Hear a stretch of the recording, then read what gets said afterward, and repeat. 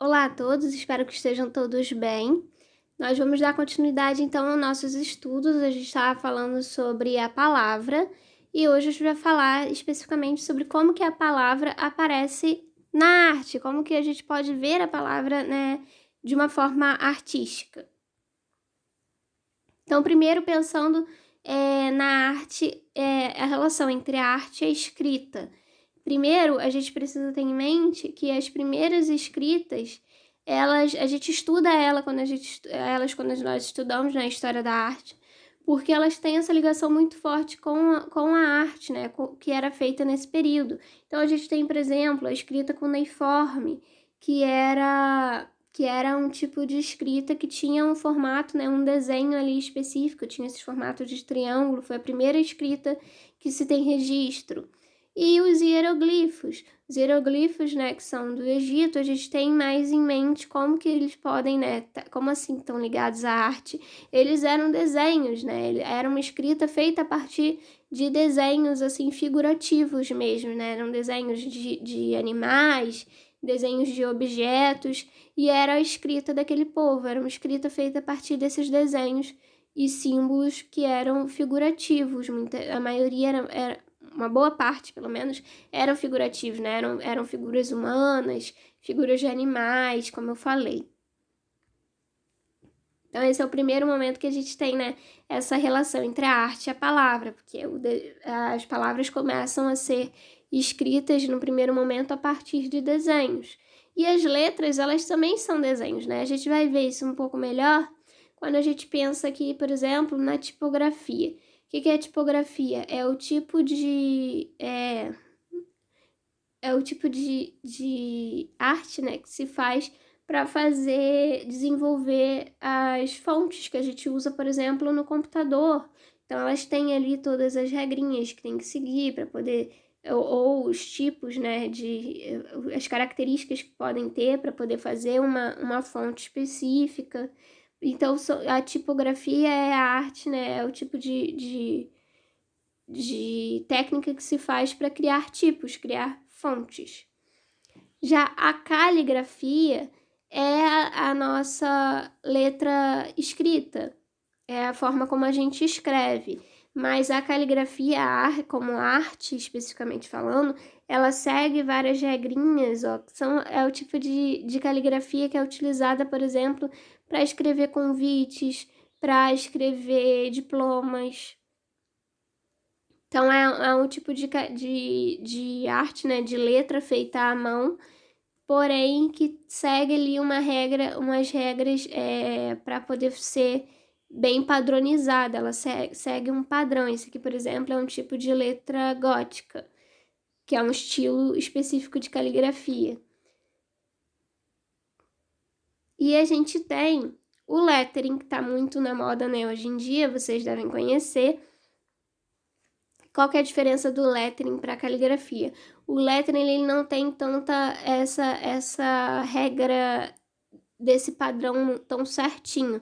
Ele vai ter os tipos de letra, né, certas, mas ele não segue tanto assim, é um pouco mais livre. Ele pode ter desenho junto dessa letra. Então, por exemplo, a gente tem uns aqui que tem uns pontinhos, que tem outras linhas. Tem, né, que faz essas plaquinhas como se fosse colocada de... Aqui tem poucos exemplos até, mas vocês devem conhecer mais, vocês já devem ter visto, né, em outros lugares.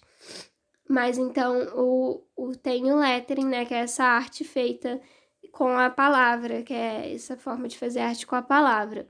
Muitas pessoas estão usando, né, para fazer resumos de escola, de estudos, mas também é muito feito para fazer cartaz, para fazer lembrancinhas de casamento, lembrancinhas de aniversário, por exemplo.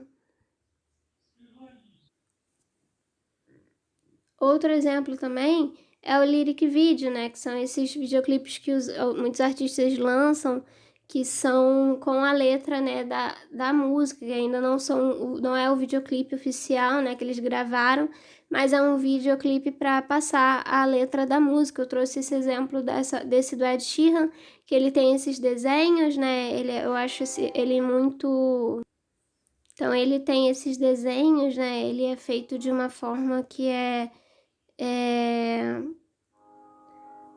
bem ligada, assim, a essa questão da arte e do lettering também. Darling, just dive right in. Follow my lead. I found a girl, beautiful and sweet. A gente vê, né, que ele vai botando a letra da música ali, usando os desenhos, né, e as palavras de uma forma desenhada diferente, né, para poder fazer, botar a letra da música junto da música ali no vídeo.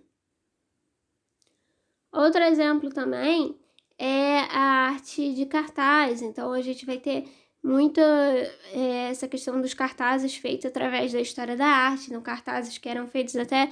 Esse aqui, por exemplo, é de uma exposição que teve em Paris, em 1925. Esse aqui já é de um estilo específico, que é da Arte Nouveau. Esse aqui é de um artista francês, que ele trabalhava muito fazendo esses cartazes, e isso continuou até hoje, então até os dias de hoje, né? Sejam cartazes feitos por ilustradores, assim como, por exemplo, esse cartaz do Homem de Ferro, que não é um cartaz oficial, é um cartaz que foi feito por algum ilustrador, assim, como uma forma de fanart ou algo assim. Os cartazes que a gente faz, né, para filme, ou cartaz que faz para convidando para show, essas coisas. Então, também são umas forma de, né, juntar ali a questão da arte com a palavra. E nos livros também, né? Nos livros a gente tem, obviamente, né? Tem a questão da palavra, mas eu trouxe esse exemplo aqui de quando o próprio autor do livro coloca ali, quer usar a palavra de uma forma diferente. Então, por exemplo, é uma forma mais artística. Nesse livro, ele faz essa parte que é em espiral. E tem a questão também das capas dos livros. Então, são as capas dos livros, elas sempre vão contar um pouquinho, mostrar um pouquinho sobre o que é a história do livro, e tem o título. Então, às vezes, o título ele tá junto ali daquela ilustração. Por exemplo, esse aqui do Pequeno Príncipe, o título não tá tão assim, não faz tanta diferença, né? O tipo de letra que foi usado, talvez um pouco, porque remete um pouco à letra, né, de criança e tal. Mas ali, né, a gente vê os elementos na capa do livro, a gente vê os elementos da história.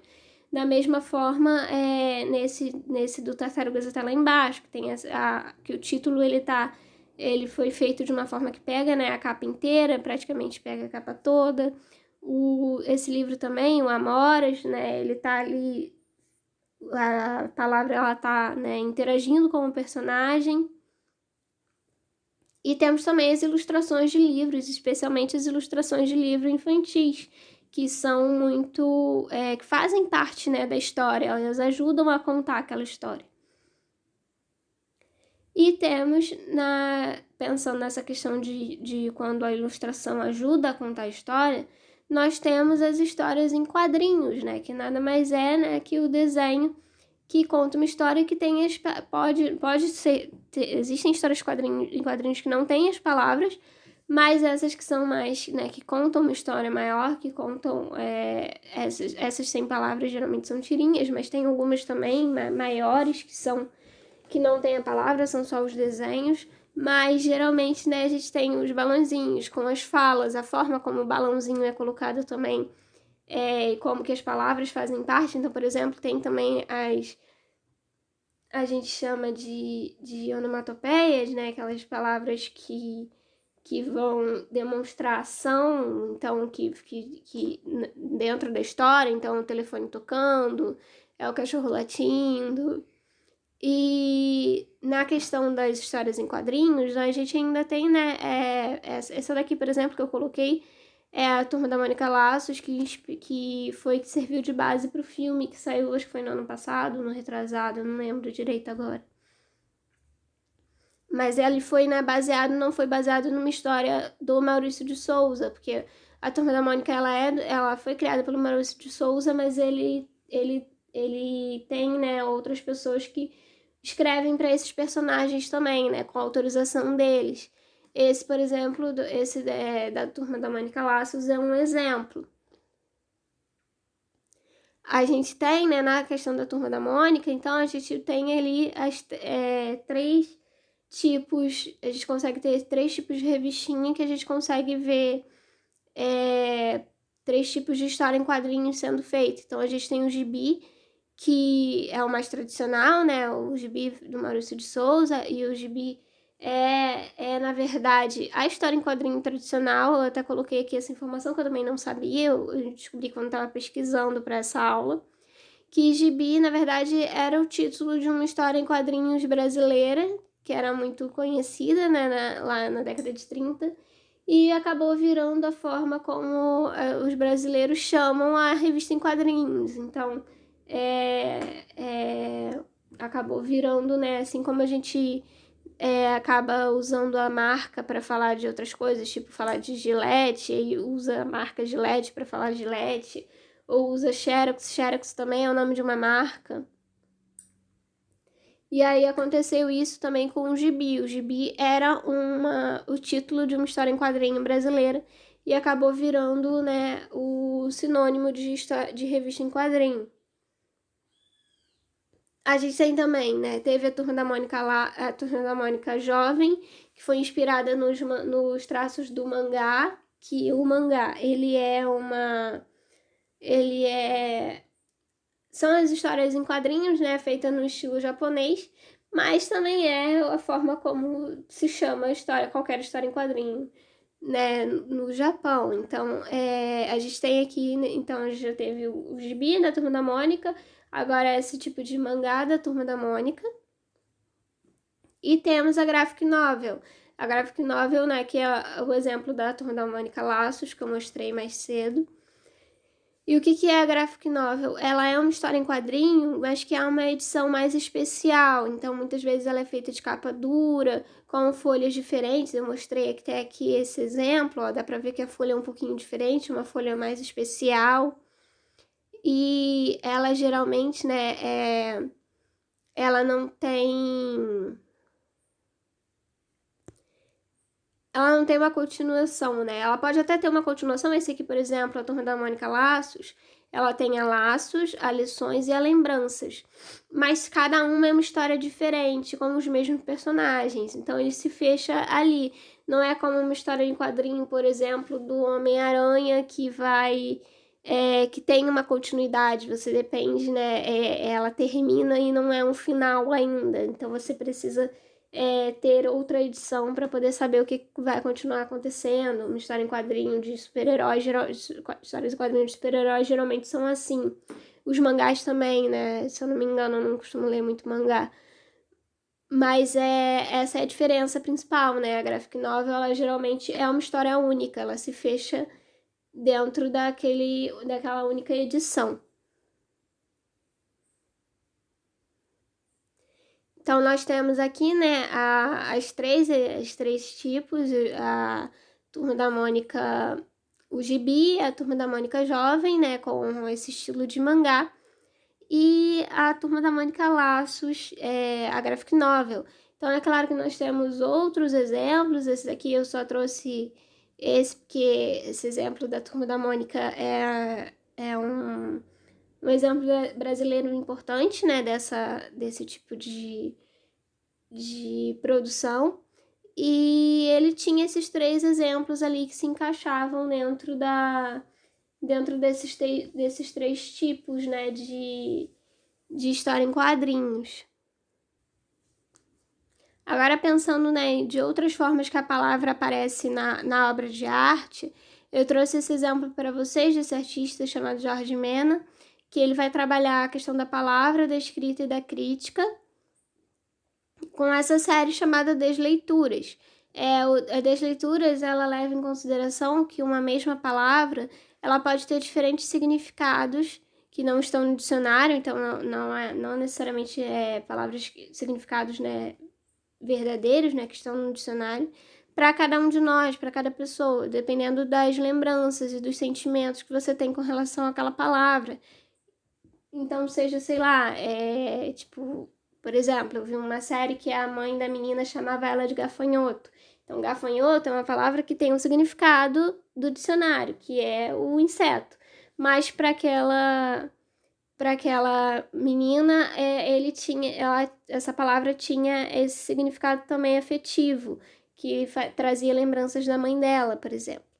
E é aqui nessa série, no Desleituras, né, desse artista, ele faz palavras, junta outras palavras e cria palavras novas, e aí acaba multiplicando essas possibilidades de interpretação. Por quê? Porque são palavras que na verdade não existem. Então você olha para essas palavras, elas não são palavras, né? Na verdade são duas palavras ou mais ali misturadas, e cada um vai ter uma sensação diferente, né, ao ler essas palavras. Outro exemplo é essa série de ilustrações dessa artista britânica, que ela pensou, se inspirou na questão de palavras que não têm tradução para outras línguas. Então, assim como a palavra saudade em português, que só existe em português, há outras palavras, né, de outros idiomas que também não têm essa tradução. Então, o que ela fez? O nome da série, né, em português fica Palavras Intraduzíveis, e ela tenta explicar essas palavras que não têm tradução através de alguns conceitos, né, de algumas explicações que ela pediu para pessoas que falam aqueles idiomas, acompanhados de ilustrações que ela fez. Então, por exemplo, a gente tem cafuné. Cafuné é uma palavra que também só tem em português. Então, ela colocou aqui embaixo está a definição, ela coloca em inglês, né, porque aí fica mais fácil de outras pessoas entenderem. Mas eu coloquei a tradução aqui do lado, ó, que ela botou: cafuné é o ato de correr os dedos pelos cabelos de alguém ternamente. Então tem ali a ilustração das pessoas fazendo carinho no cabelo da menininha. Tem essa outra palavra aqui que é em árabe, que significa né, a quantidade de água que pode ser segurada em uma mão, que é a quantidade de água que você consegue segurar com as mãos, na verdade, né? Então tem essa palavra aí que gufra, eu não vou saber pronunciar. Então, tem essa palavra específica nesse idioma para isso. Essa eu achei muito legal de botar, porque, por exemplo, tretar no sueco, na verdade, tar significa uma xícara de café, e patar é o refil dessa xícara. Então, quando você coloca mais café numa xícara de café. E aí, tretar é o segundo refil. Então, quando você bota café numa xícara de café pela terceira vez. Isso é tretar em sueco. Então, ela colocou aqui essas 3 xícaras de café, né, na ilustração dela. E por último, eu coloquei essa, que é uma palavra em espanhol, que é duende, que pra gente tem um outro significado, mas em espanhol é o misterioso poder que uma obra de arte tem de tocar as pessoas profundamente. Então ela faz essa ilustração aqui, né, como se fosse o quadro, tendo essa, de forma mágica, tocando essa moça. Eu vou encerrar por aqui, por hoje. Na próxima aula a gente continua, então, os nossos estudos. Então, na próxima aula a gente dá continuidade. Eu vou encerrando por aqui e a gente se vê na próxima.